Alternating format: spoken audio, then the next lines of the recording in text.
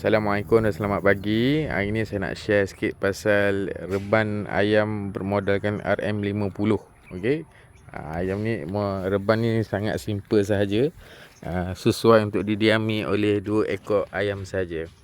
Jadi hari ni saya pelihara 2 ekor ayam kacuk kampung yang saya beli dalam RM4 seekor lah, masa umur dia lebih kurang dalam 7 hari.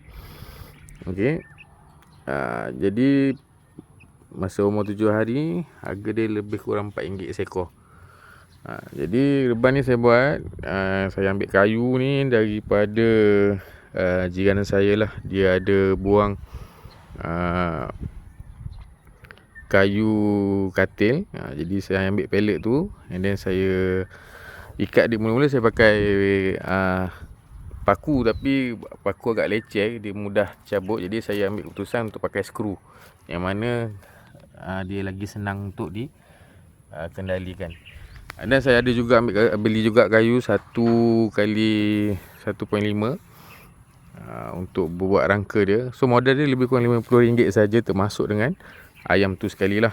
So netting tengok kiri kanan ni RM40 lebih.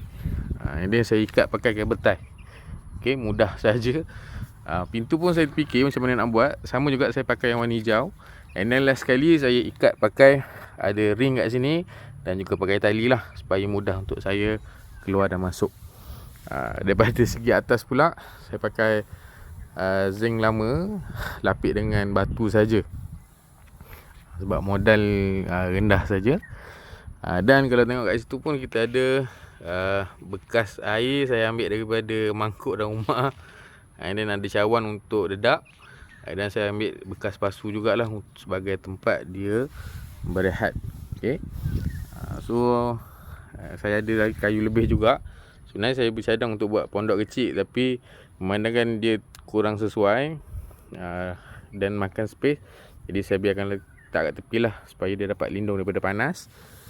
Dan saya alihkan. Saya punya reban ni tak ada tapak tau, sebab saya nak pastikan dia dapat makan rumput.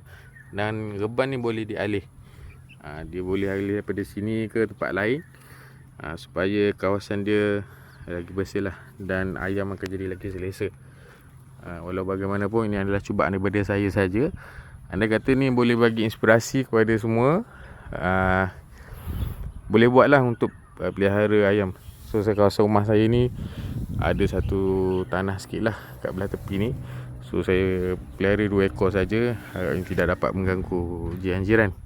Okey, itu saja daripada saya. Semoga dapat ambil manfaat daripada reban ayam bermodalkan RM50 saja. Bye.